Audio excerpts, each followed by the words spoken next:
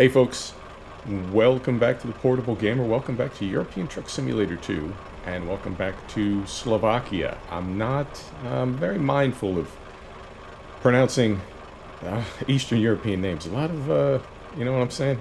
A lot of extra little doodads on those letters. So I just stay away from them. And we did put on, this is the Krona Boxliner trailer. These aren't terribly expensive, and this is part of the Krona DLC. So we are still within our no mods guideline. Sort of. We're going to pick up and we're going to head down to, back into Hungary, I believe. Yeah. And we're going to keep making our way toward the Romanian border, although it's so close right now. I feel like, you know what I mean? I mean, it's just right there. So we'll do a few more trips the next couple of weeks while we're waiting for a road to the Black Sea. And then whenever it does drop, we will be very much in the neighborhood. And we're getting into, I mean, it's late December, and they're saying, I'm sorry, it's late November, and they're saying 2019, and there's not a whole lot of 2019 left. So I'm very confident within the next couple of weeks that DLC is going to drop, and we will be good to go. So I came up here from Budapest and recorded a video for you, but I really wasn't happy with it. And that's the great thing about going to this sort of 30-minute format that we're in, is I can re-record quickly enough, particularly with Truck Sim. Farm Sim, it's a little harder because we've sort of done things to the map that you can see, you know what I mean? Like, how'd we get there? Ill will, we were doing this before, and now suddenly we're doing this. But with the truck, we're always just driving from city to city. I mean, we're moving in a general direction, I hope, right? Like, we've got kind of a goal, but I can fix these videos easily enough if they don't turn out the way I want. And that one didn't. Sometimes they don't. So, right, what's going on? Not a whole lot. This is a weird time for Truck Sim, because, you know, Truck Sim, we talk about gaming, and there's not a whole lot happening with gaming right now. I feel like all the big drops for the year have dropped. And, you know, I wonder if gaming is ever going to be like movies where you have to get them released by a certain date if you want to be considered for an Oscar. You know? I don't know if that's ever going to be the case. I think it could be. And I know... Hang on. Concentrating. I know I'm watching somebody play Star Wars Jedi Fallen Order right now. It's fantastic. Could be game of the year. That's other people are saying that, not me. I don't know what makes game of the year. I don't know what that takes. I don't know what it requires. And then I'm also watching Death Stranding. I don't plan on buying either of those games. I won't be playing either of those games, but I'm really enjoying watching other people play them. And to hear talk of game of the year, yeah, I could see that. I could see that for either of them. You know, it's funny for us as sim gamers that the games we play will never be game of the year. I'm really into Assetto Corsa Competizione right now. I've got about 100 hours in it. They fixed that game proper, and it is one of the best race sims I've ever played. It's really, really good. It will never be game of the year. Not just because its launch was a little problematic, you know, it was a little broken, but because sim games don't have that sort of grand sweeping, you know, they don't have that Red Dead, God of War, right? They just don't. And so I think for us as sim gamers, we're sort of out, you know, and that's not the end of the world. Oh, I mean, what's the big deal? Game of the year, does that really do anything for you? If it's like the Oscars, not really, you know.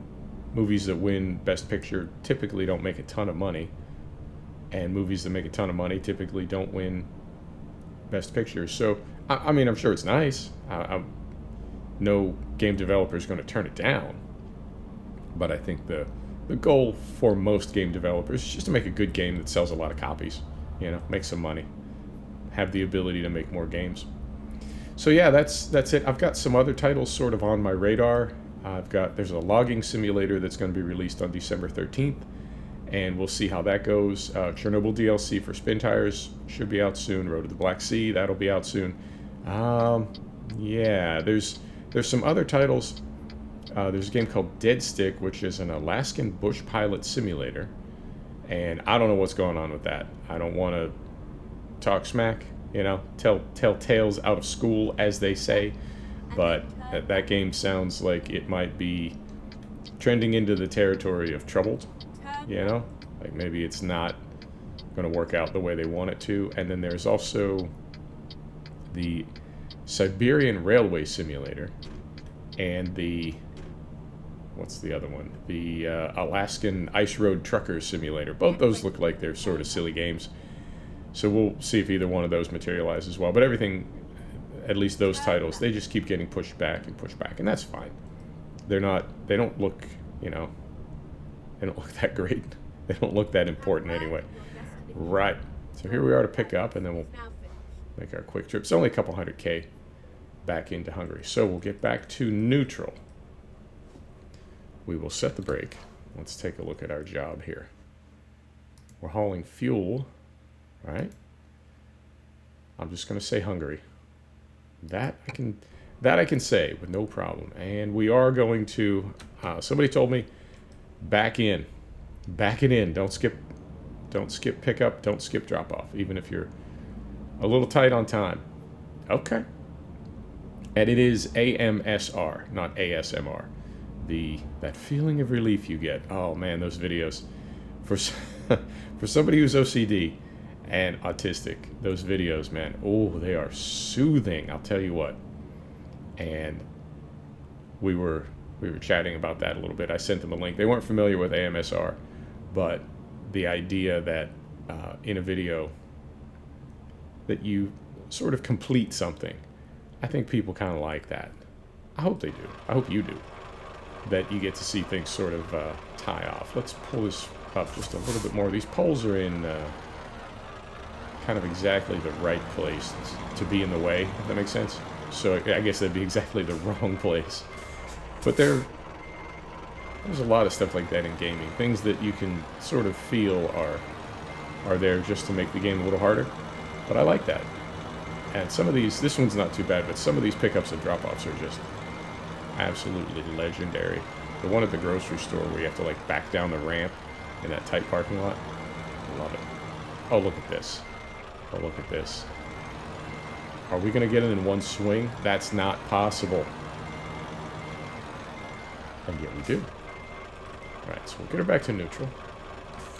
Set the brake. Parking lights on. Engine is off. Let's load up. And it is, I did just sleep, and I think we've got plenty of fuel. We've certainly got enough fuel for this trip. So sun's just coming up. Start her up. Lights on. Hop back inside. Brake is off. And here we go. So yeah, the topic this week and what's been on my mind is, I mean, I guess there's several different angles to this, but what got me thinking about it is microtransactions and watching Jedi Fallen Order. There are no microtransactions. That's what I understand? And there are a lot of cosmetics that you can discover in the game, but there aren't a ton of, I mean, you can get skill points, but it looks like it's sort of balanced. Lost my momentum there. There we go. It looks like it's sort of balanced, and I know you know about this stuff, but I guess I'll sort of give an overview of it just the same, just so we know we're all talking about the same thing. Microtransactions in gaming are where you can buy things in addition to the game that you already own, and they're bigger than, I'm sorry, they're smaller than DLC. But DLC doesn't really, how do I want to, like the sim that we're in right now. Well, it's different entirely for sim gaming because we play different kinds of games. But this would be more for shooter games and adventure games, fantasy games, that sort of thing. The things that we buy for these games, I guess they enhance the gameplay. They enhance how much fun we have. But they don't really make the game easier or allow us to do things that we couldn't otherwise do. So, as an example, I bought this Chrono DLC. I think it was like $2.99. I guess maybe you could call that a microtransaction. I mean, by definition, a microtransaction is an amount of money, a purchase so small that you don't really care about it. So, like 99 cents or something. And you're supposed to make a lot of them. Of course, that adds up. But as individual purchases. They're supposed to be so small that you don't even care and you just pull the trigger on that. So, a couple bucks for this Krona DLC. It gives me access to some additional trailers, but it doesn't make the game easier or allow me to level up faster or anything. So in other types of gaming, there are things that you can buy, cosmetics that change the way your character looks. But from time to time, a game will have the ability for you to essentially buy your way further into the game. And that's, at that point, it's not really microtransactions as much as it's pay for play. And some developers will even call those speed packs, right? Rather than spending 10 or 12 or 20 hours grinding, just give us 40 bucks and we'll give you all the stuff that you would get in that grind.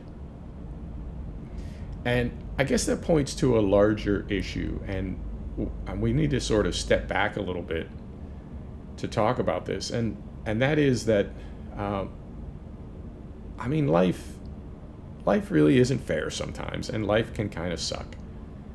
And I guess at its best, the suck is sort of distributed, you know? So some parts of your life may not be the way you want them to be, but other parts, you know, people can look at your life and sort of envy it, and it all balances out. I don't have this, but you don't have that. I do have this, but you don't have that. And, you know, it's not really fair and it's not really equal, but it's sort of, you know, bottom line is life can kind of suck.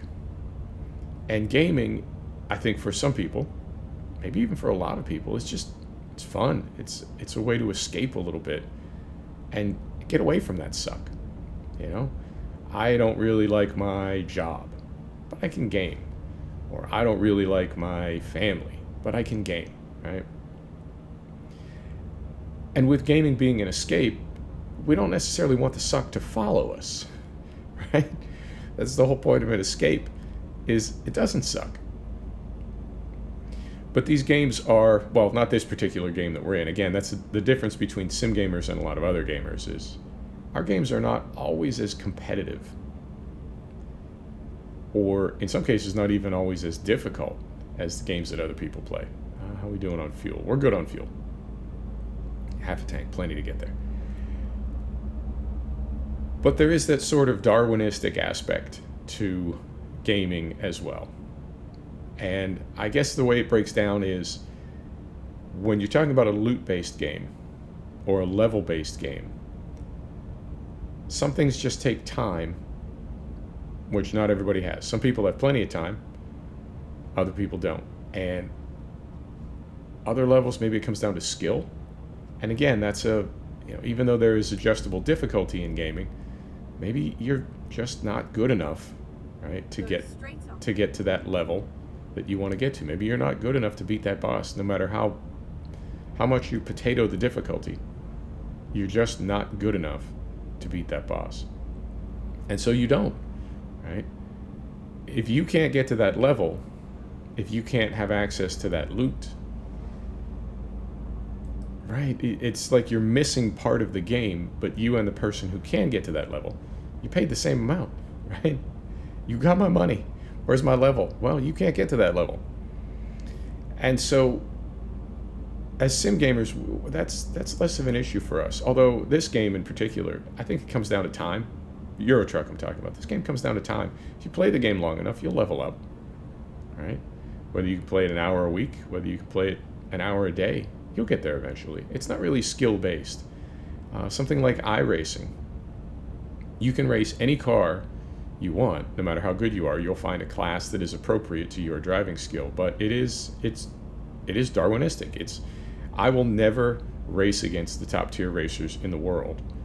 The only way that could happen would be for me to get that good, which is not going to happen.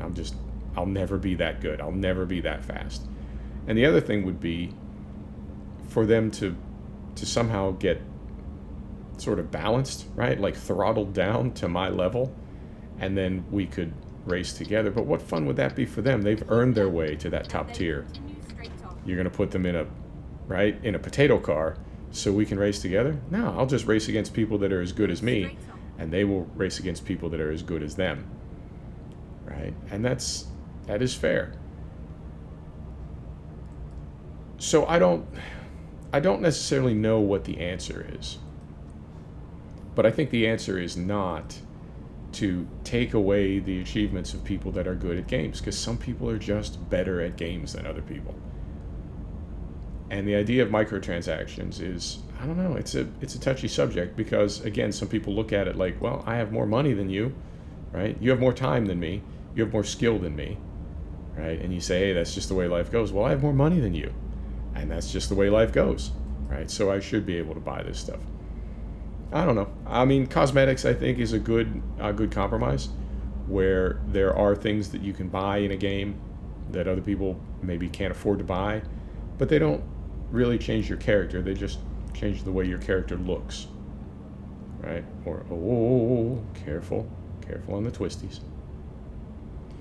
Or, I mean, it really is hard for us as sim gamers, because something like Farm Sim, you have access to all the equipment. You just need to earn enough money to buy it, right? Or, well, Farm Sim microtransaction is just editing the XML file and giving yourself a bazillion dollars.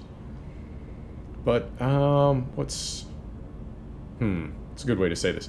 Well, Gran Turismo, back in the day. Gran Turismo, you had to take those license tests to be able to race at various levels. If you couldn't pass those license tests, you couldn't race at those levels. Sorry, you're out. Now, Gran Turismo 2, was that the first one where you could buy cars? Yeah, I believe that was a little controversial when it happened. And that was a while ago. Now, with those games, with virtually all racing games and sims, you sort of have access to everything the minute you boot the game up. So Project Cars 2, you can drive any car on any track, and you can dial in the AI difficulty. Assetto Corsa Competizione, same thing. Now, you do have to pass some license tests, but you always pass them. It's more or less just a way to determine who you're going to be racing against. Race Room, R Factor, all those. The F1 simulator. Right. Now, the rally simulators by Codemasters, I feel like those you are winning money. Right. And that does give you access to different cars. I think that may be different in Dirt Rally 2.0. Yeah, it is. Dirt Rally 2.0, you can pick any car. Now, you can buy cars for your own garage, but you can pick any car from an era to race in. Yeah, so it's moving in the same direction. You see what I'm getting at. We as sim gamers really don't have to deal with that, because very often we have access to everything we want from the jump, and we're simply competing against ourselves, really, the environment. But for other types of gaming, for a lot of other gamers, the idea of leveling your character it's kind of a big deal. Now, I guess one exception would be the F1 franchise, now that I think about it, because you do have to level up your car via technology improvements, and that can help you compete better. The other teams are certainly leveling up, but that again, that comes down to, you can dial the AI, you can set the difficulty to any level you want. My preference is when I'm just barely able to make a podium, that's when my AI is set just about right. But if you want, you can dial it all the way back to nothing and win all the time. I believe you're going to win less points if you do it that way. But, oh really? Oh, they done me. What's the speed limit? 50. Oh, man. I'll take a look on the replay. I couldn't have been going much over 50. I mean, obviously I was, because I got a ticket, but still. So yeah, you see what I'm getting at. For other gamers, for other types of gaming, where there is no difficulty, right? Where it's just a scale. As you scale, the game scales. That can be a big deal. You know, I want that loot to make my character stronger, so I can go to higher levels or whatever. So, yeah, I mean, life's not fair.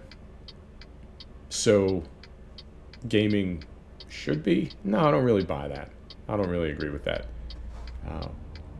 If you're good at something, you should be able to be good at it and get the rewards of being good at it.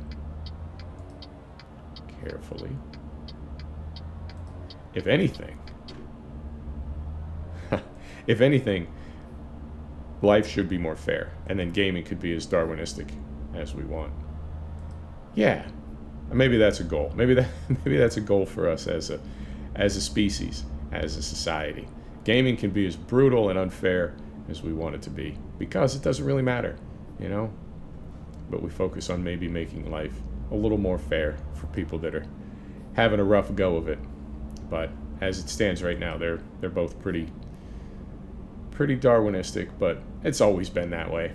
And maybe in some way, maybe that does make it fair because it's always been that way.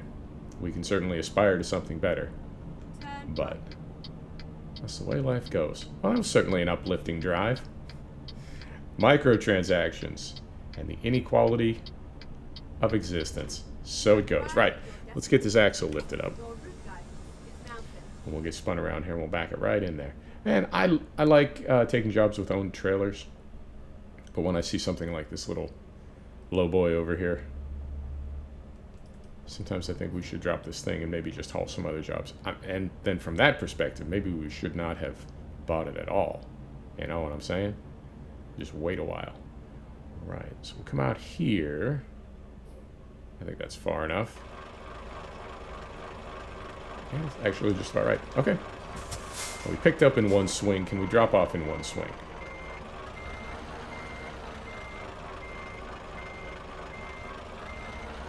Concentrating.